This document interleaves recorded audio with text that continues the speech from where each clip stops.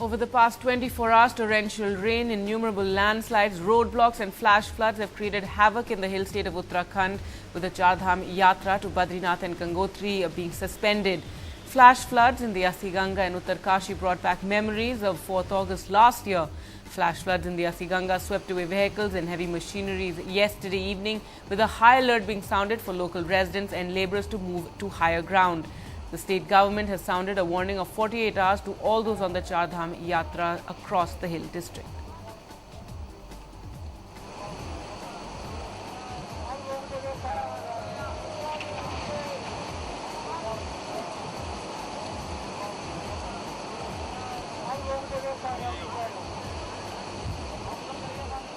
जो मेन हमारे संवेदनशील एरियाज हैं, तिलोट है, गंगोरी है, इन एरियाज़ के लोगों को हम लोग अभी एवैक्यूएट कर रहे हैं। आईटीबीपी और आर्मी को भी हमने इन्फॉर्म कर दिया है और एवैक्यूएशन का प्रोसेस अभी चल रहा है। लगभग हमने 35 फैमिलीज़ को, शहर के फैमिली को हमने एवैक्यूएट कर दिया और एवैक्यूएशन का प्रोसेस जारी है। अगर एवैक्यूएशन की ज़रूरत पड़ेगी तो उसका वो भी किया जाएगा।